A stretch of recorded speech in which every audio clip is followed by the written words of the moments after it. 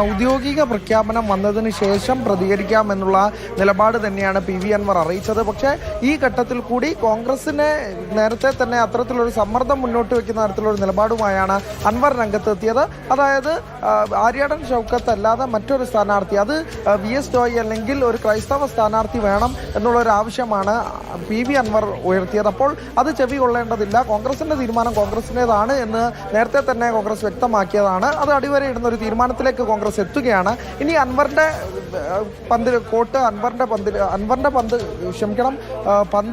കൂട്ടിലേക്ക് വരുമ്പോൾ അത് അൻവറിന്റെ ചോയ്സ് ആണ്, അൻവറിന് തീരുമാനിക്കാവുന്നതാണ്. അത് എന്ത് നിലപാടാണെങ്കിലും അത് അൻവറിന് എടുക്കാനുള്ള നിലപാട് തന്നെയാണ്. പ്രത്യേകിച്ചും ഇനി ഇങ്ങനെയുള്ളൊരു രാഷ്ട്രീയ സാഹചര്യത്തിൽ അൻവർ ഉണ്ടാക്കുന്ന ഇമ്പാക്ട് നമുക്കറിയാം. പക്ഷേ കോൺഗ്രസ് അത് എന്തായാലും വകവയ്ക്കാതെ മുന്നോട്ട് പോകാം. കോൺഗ്രസ് അതിന് ഒരുപാട് സൂചനകളൊക്കെ നൽകിയെങ്കിലും സ്വന്തം നിലയ്ക്കൊരു മത്സരത്തിലേക്കൊക്കെ കടക്കാനുള്ള ഒരു സാധ്യതയുണ്ടോ? അത് ഒരു ആത്മഹത്യാപരമായ ശ്രമമായി മാറില്ലേ?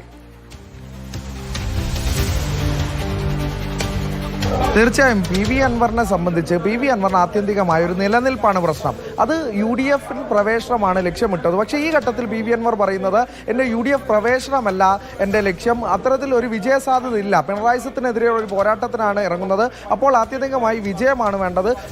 ആര്യാടൻ ഷൗക്കത്ത് നിൽക്കുകയാണ്, വിജയം ഉണ്ടാകില്ല, അങ്ങനെയെങ്കിൽ ഒറ്റയ്ക്ക് മത്സരിക്കുമെന്നാണ് പറയുന്നത്. പക്ഷേ ആ ലോജിക്ക് പോലും ദിവിഷ ചേർത്ത് സൂചിപ്പിച്ചതുപോലെ തന്നെ എങ്ങനെ ഉചിതമാകുമെന്നാണ് തോന്നുന്നത്. അങ്ങനെയെങ്കിൽ പോലും അൻവർ മത്സരിച്ച് വിജയിച്ചില്ലെങ്കിൽ അത് LDF അനുകൂലമാവുക. LDF വിജയിക്കുക വഴി അൻവറിന് എങ്ങനെയാണ് രാഷ്ട്രീയ വിജയം നേരിടാനാവുക എന്നൊരു ചോദ്യം അവിടെ നിലനിൽക്കുന്നുണ്ട്. പക്ഷെ അൻവർ ഇതൊന്നും ചെവിയൊള്ളുന്നില്ല. അൻവറിൻ്റെതായ സ്വതന്ത്ര നിലപാടിൽ മുന്നോട്ട് പോകാൻ ഉള്ള തീരുമാനത്തിൽ തന്നെയാണ് നിൽക്കുന്നത് എന്നുള്ളത് തന്നെയാണ്.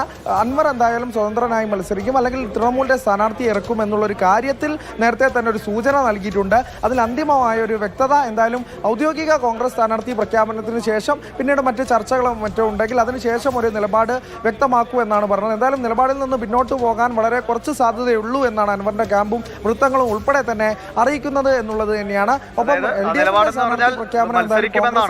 സ്ഥാനാർത്ഥി കോൺഗ്രസിനൊപ്പം അങ്ങ് നിൽക്കുമെന്നാണോ?